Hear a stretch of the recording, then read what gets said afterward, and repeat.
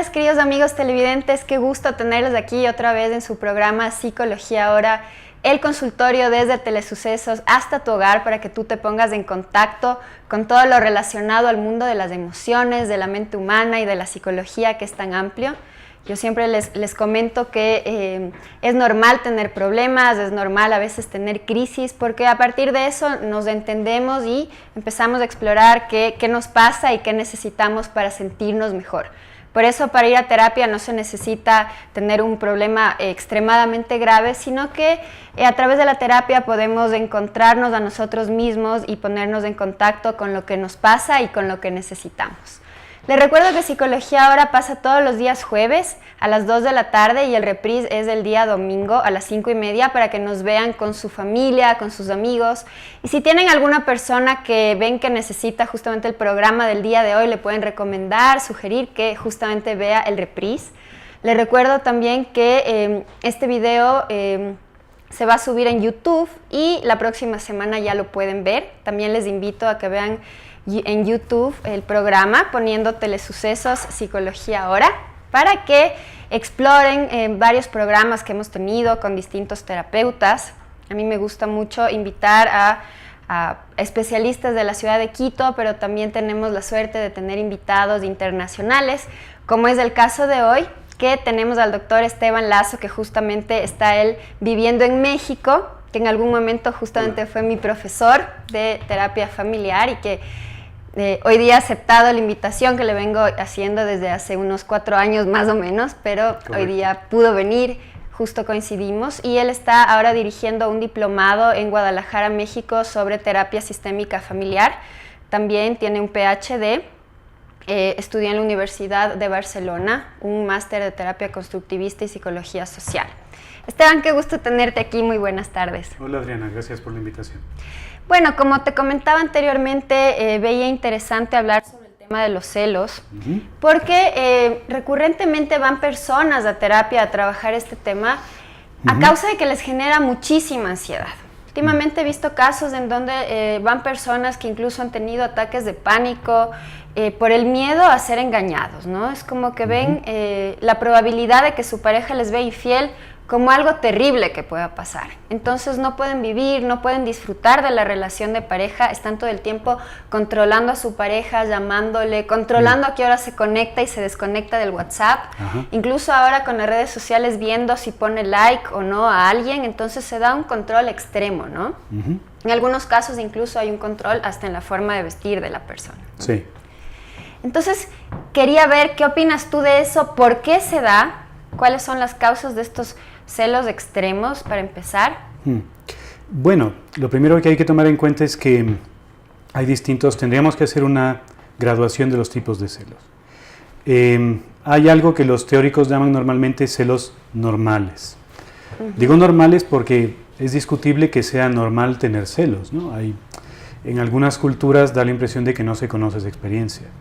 Sin embargo, dentro de nuestra cultura occidental, los celos normales son los que ocurren ocasionalmente en función de una situación concreta, ¿no? Por ejemplo, pues sales tú con tu pareja y están en una fiesta y de repente estás conversando mucho con otro chico y ahí tu pareja le da celos. Bueno, pero eso es normal.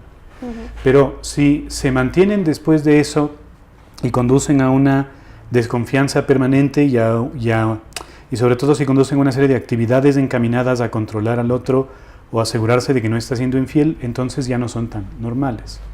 Y luego están los celos que ya son abiertamente patológicos, que son delirantes, ¿no? Esto de que en realidad ocurren en trastornos psiquiátricos, en la psicosis en concreto, en donde las personas tienen un delirio celotípico y inventan toda una historia con respecto a que sus parejas les están engañando. Entonces, haciendo esa gradación, claro, si dejamos de lado los celos más anormales, porque en realidad son secundarios a una enfermedad mental o a un trastorno, un desorden, dentro de los celos comunes y corrientes tendríamos los que son ocasionales, que generalmente no crean problemas en las parejas, y los que son ya problemáticos, aunque no sean abiertamente patológicos. Y creo que son los celos a los que te estás refiriendo. Exacto. Ahora, es interesante, ¿no?, que las personas mencionan que anteriormente han tenido una vida tranquila, ¿no? y de repente a través de los celos se dispara algo que puede llegar a ser patológico. Es decir, personas que realmente pueden desarrollar delirios en torno al tema, o si no es así, tener muchísima ansiedad. Bueno, yo no diría que eso dispara los delirios. Los delirios son un resultado de la emergencia de la enfermedad en concreto. Pero efectivamente, las personas que reconocen los celos como algo problemático, normalmente pueden ubicar un momento específico en su historia relacional con el otro, en donde dicen, aquí ella hizo esto, o me pasó esto, y de ahí me volví celoso de ahí en adelante. Normalmente hay dos momentos en concreto, ¿no? Uno tiene que ver con la relación con los padres. Por ejemplo, hay muchos varones altamente celosos cuyas madres eran infieles, o cuyos padres eran constantemente infieles, y que se vincularon profundamente con el otro miembro de la pareja, es decir, un varón o una chica que tenían mucho afecto por su padre, por ejemplo, y veían que su madre era siempre infiel y entonces desarrollaron un temor frente a eso. Y también hay personas que por producto de una infidelidad concreta muy intensa, muy dura, muy dolorosa, desarrollan una especie de celos protectores para evitar volver a sufrir ese desengaño, ¿no? Lo cual a la larga tiene el efecto contrario, que es que aleja al otro y produce que el otro busque alguna suerte de relación externa que le permita distanciarse de esta primera relación. Entonces eso sería como normalmente los dos tipos de situaciones desencadenantes que los producen. Qué interesante, Esteban. Ahora, esto también me hace recordar que, por ejemplo, aquí en Quito, cómo funcionan las relaciones, ¿no? Las relaciones son bastante absorbentes. Es decir, muchas veces se da como por garantizado que en el momento que las personas entran a la relación, debe haber una anulación de la vida social del otro. Hay el derecho de controlar con quién se lleva, con quién se deja de llevar. Hay una idea de que el otro no puede salir a una reunión social si no es en compañía, ¿no? ¿Hasta qué punto también estas percepciones sociales que simplemente se asumen que así debe ser la relación, puede afectar a que uno de los miembros de la pareja, los dos, sienta que tiene un derecho de controlar? Y si el otro simplemente tiene una amistad, ya lo ve como un engaño, ¿no? Ajá. Bueno, la verdad es que esta es una sociedad sexista y machista. Y en las sociedades sexistas, patriarcales, ¿no?, que sería el término adecuado, las relaciones de pareja se vivencian como una forma de propiedad. No lo son, no lo deberían ser, pero cuando uno tiene una pareja en una sociedad sexista lo vivencia como que es dueño del otro, o al menos dueño de una parte importante del otro. Entonces, en esos contextos culturales, los celos emergen cuando el otro se escapa del control y de la propiedad. O sea, cuando el otro empieza a descubrir o a desear tener derecho de hacer cosas por su cuenta, entonces aparecen los celos para alertar de que el otro posiblemente se esté escapando de ser mío, ¿no? ¿Qué es lo que dicen en general los varones, ¿no? Los varones que son muy celosos, cuando se les pregunta sobre eso, siempre justifican diciendo, es que yo quiero que ella sea solo mía, ¿no? Como si fuera una cosa. Así es. Y las personas no somos cosas y no somos de nadie. Bueno, no podemos, ¿no?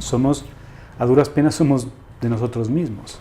Entonces, ya iniciar una relación con esa configuración predispone a los celos. Si tú inicias una relación pensando que vas a ser de alguna manera dueño del otro, eventualmente vas a sentir celos porque el otro eventualmente va a manifestar su libertad. Esto quiere decir quizás que no necesariamente tiene que haber amor para que haya celos.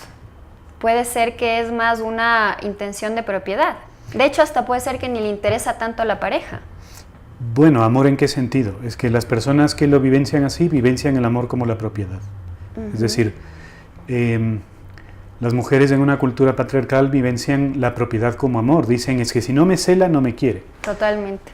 Entonces, decir que no hay amor, bueno, depende de cómo interpretemos el amor. Desde luego no hay un amor saludable en donde se reconoce el derecho del otro de ser otro, de ser distinto, de tener sus deseos, su voluntad, y etcétera, ¿no? Esto te lo digo porque el exceso de celos también puede llevar a ciertos tipos de violencia, ¿no?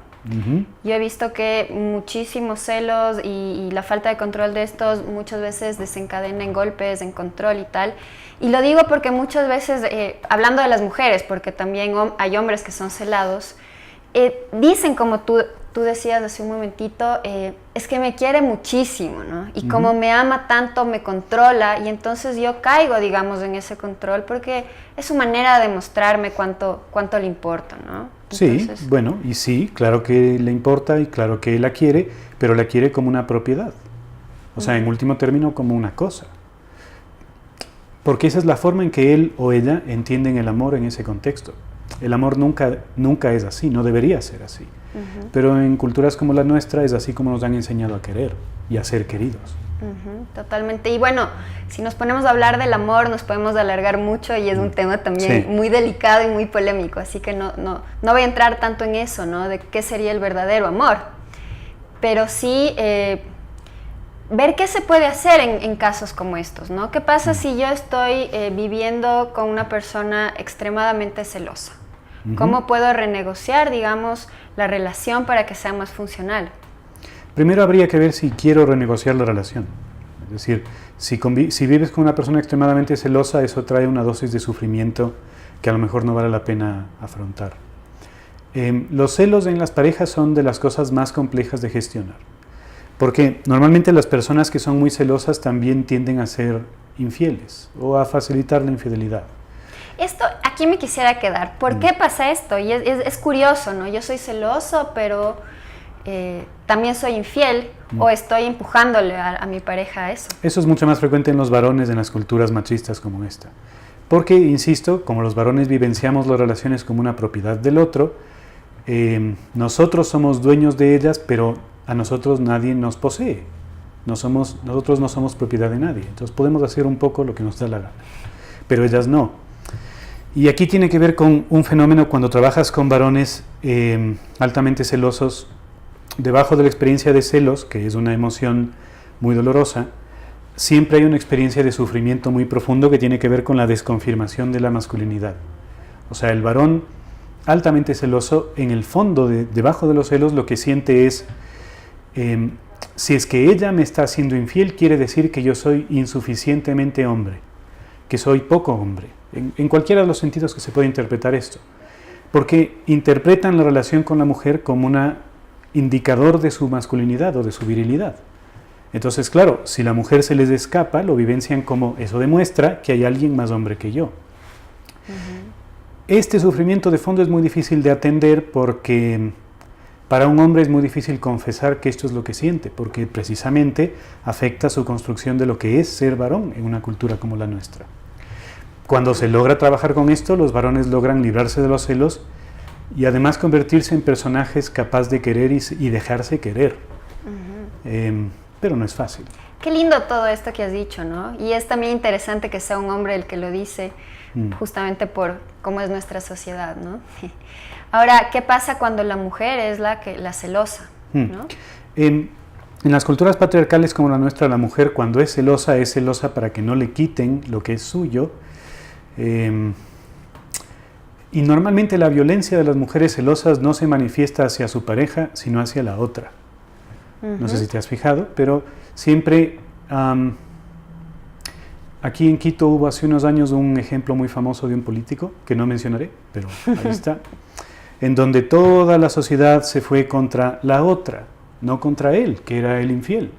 Entonces, claro, porque en una cultura como la nuestra, que es profundamente sexista, las mujeres se vivencian solo si es que giran en torno a algún varón.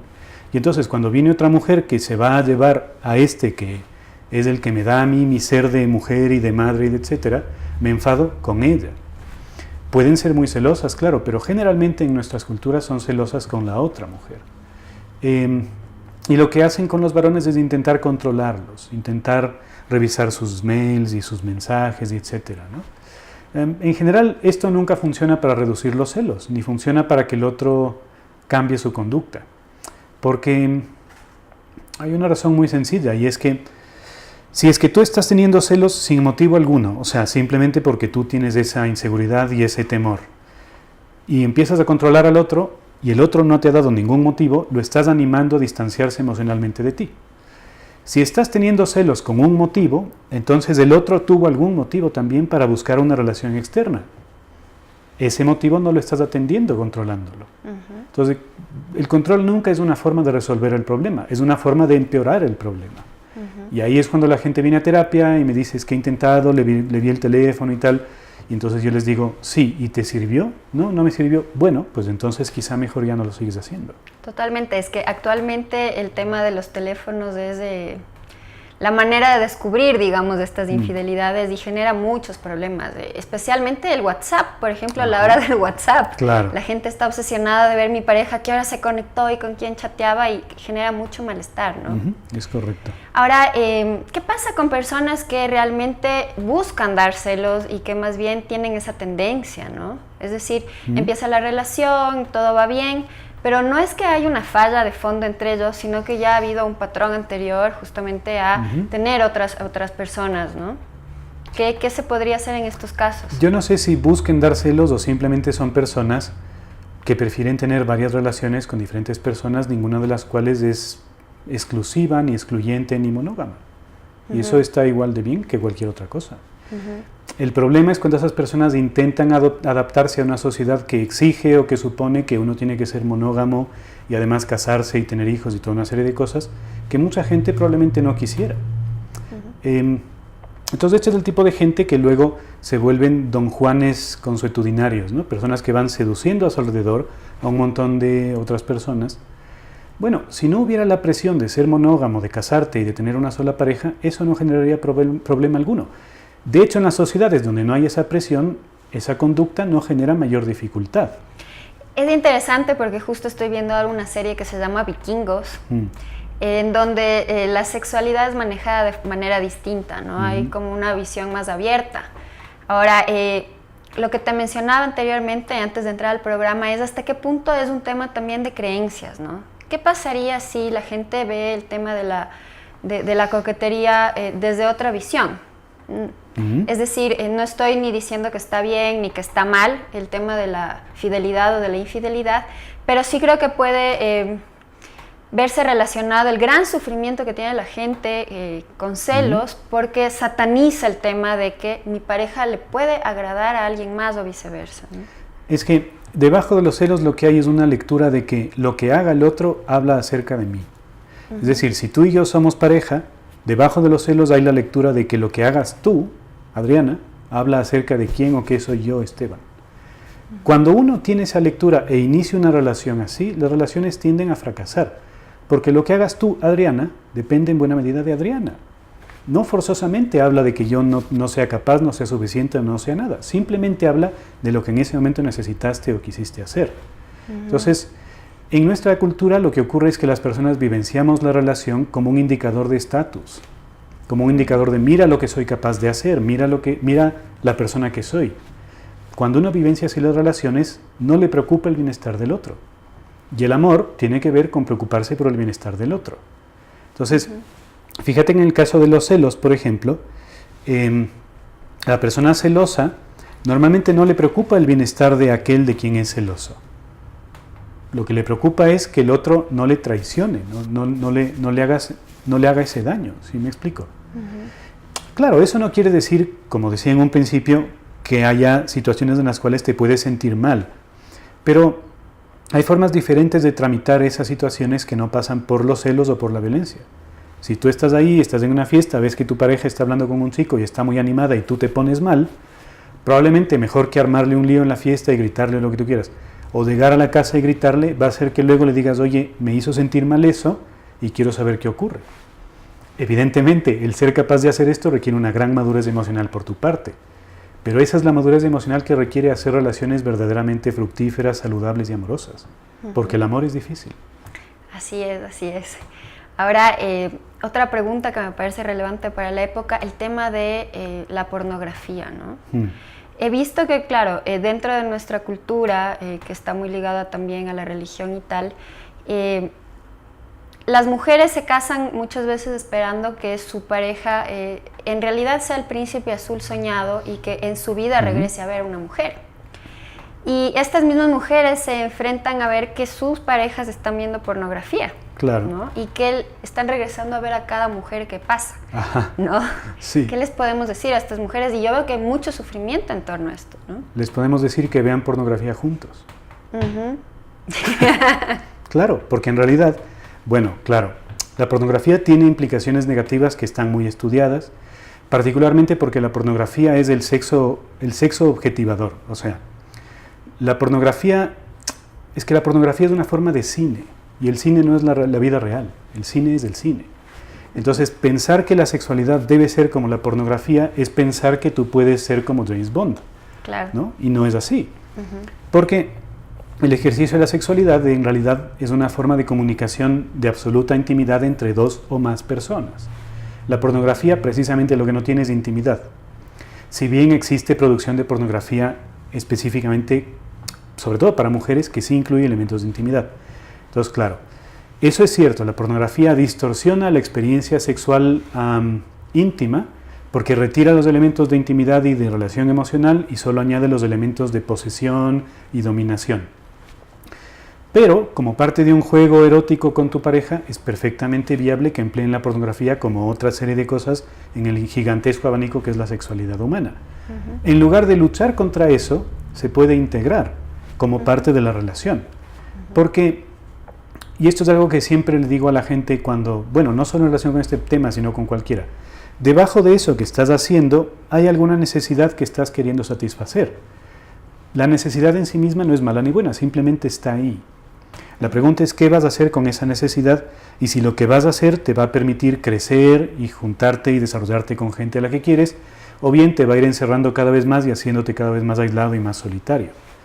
En muchos países del mundo, cuando la pornografía se integra dentro de las relaciones y los dos pueden escoger el tipo de pornografía que ven y van turnándose y etcétera, la pornografía deja de ser peligrosa. Uh-huh. Pero claro, en una cultura como la nuestra, las parejas no hablan del sexo. Claro. Bueno, hay muchas parejas que han integrado la pornografía y bueno, uno lo sabe porque es terapeuta, pero hay casos que son un poco más problemáticos. Por ejemplo, no tienen relaciones sexuales, uh-huh, pero están distantes, sí. Pero la mujer ve que el hombre sí ve pornografía. Ajá, y se siente engañada y se siente celosa, digamos, hasta del teléfono, ¿no? Claro. En realidad el primero que habló de exactamente esta configuración fue Freud, que habló de un montón de cosas, entre ellas esta. Y en ese caso también tiene que ver con la estructura sexista de la sociedad, porque los hombres en esta sociedad tendemos a dividir a las mujeres en dos grupos. Las que son buenas para ser madres y amas de casa y las que son buenas para estar en la cama. Y son grupos incompatibles, normalmente. Es decir, la forma en que vivenciamos nuestras relaciones es que con unas podemos ser vulnerables y sensibles y con otras podemos ser dominadores y agresivos. Y como no podemos integrar eso dentro de nosotros, tampoco lo podemos integrar fuera.